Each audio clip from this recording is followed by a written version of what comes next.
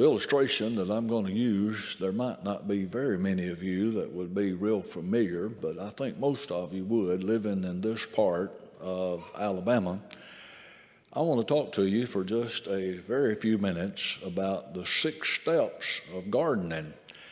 I know that Ronnie and Gail, especially Ronnie, have been gardeners in John's Gardens, and no doubt lots of you. It's America's favorite, most popular hobby.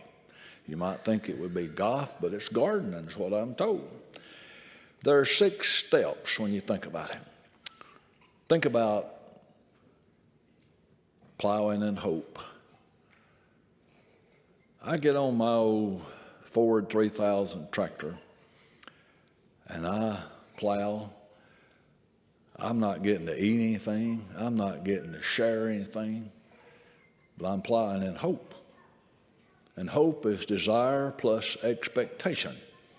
I desire for that reaping day, and I expect it to come. But then there's that second step of sowing in faith. You know, I began to plant the seed.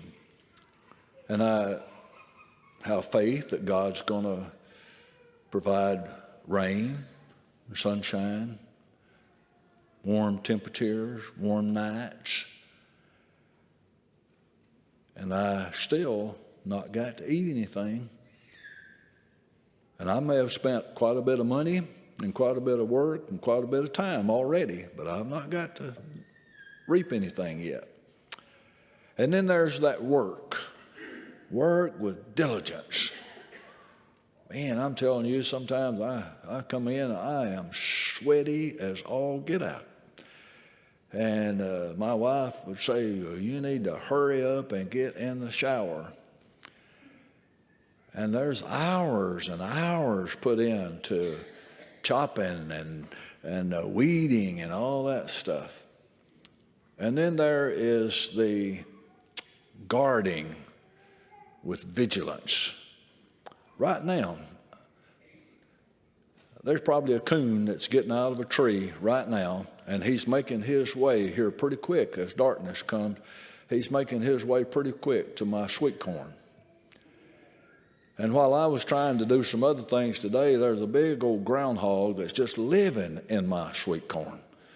The wind blew it down about half of it last Saturday, and he's not having any trouble at all finding plenty of it on the ground. And you got to guard against deer and rabbits and crows and fungus and insects. And then there's step number 5, and that's waiting. I don't wait very well. My 2 girls are here tonight, and they tell you, this dad, he's got a lot of faults, and one of them, he don't wait very well. You know, I can get in a tree house or a shooting house and wait on a deer to come by, and maybe wait 2 or 3 hours and not see anything, go back the next day and get in the same spot. But I take my wife to the mall, in about 10 minutes, I think she should be done by now, surely. But you know, I'm waiting. It don't take very long to have a radish, even a squash, but it takes a lot longer to have other things.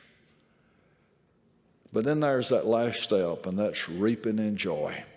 Boy, that's good. Tomato sandwich, slice of watermelon, ambrosia corn,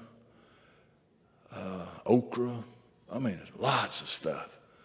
Share it with your kids and your grandkids and the whole church. And we have a corn and tomato supper at Double Springs, and I supply all the corn and the tomatoes for that. And that's just one of my highlights of the year almost. Reaping. Now think about it spiritually. Some of you have been plowing in hope for a long time. Some of you have been sowing in faith a long time. We have 4 members at Double Springs this coming Sunday. Miss Glennis Posey will celebrate her 90th birthday. And we have 4 members that are in their 90s. We buried one of our dear men who was 95 just not long ago. And they've been plowing in hope and sowing in faith, guarding in vigilance, guarding against the old devil and bad attitudes and so many things, discouragement, working hard, working in diligence in the Lord's vineyard, and waiting. Paul said in 1 Thessalonians 1, you turn from idols to serve the living and true God and to wait for his Son from heaven. We're waiting. So many of you that I've known, Josh over here, mom and dad. I see Ginger back there, her precious mom and dad. And, just now we're waiting to see some of these folks again. And waiting to see the Lord and waiting for that wonderful place that's called heaven. But then one of these days, it'll be reaping time. Man, don't give up before it's reaping time. Let's not be weary in well-doing, for in due season we'll reap if we don't faint, Galatians 6:9. So where are you tonight? In this plowing and sowing and guarding and working and waiting and reaping spiritually. Are you a Christian? Are you in Christ tonight? Are you faithfully abiding in Christ? If there's a precious soul here tonight that needs to be baptized into Christ, why not tonight? This dear brother has led us in this old hymn, Are You Washed? Hebrews chapter 2 talks about how shall we escape if we neglect so great salvation. How shall we escape? There is an escape, but it's through Christ. But if you look at the whole question in general, how shall we escape if we neglect so great a salvation? God can't even answer that question. Because there's no answer to that question. Are you in Christ tonight? Are you faithful? Do you need to come home? Man, the Lord loves you. He'll run to meet you. This church will welcome you home, pray with you and for you, and God promises to forgive.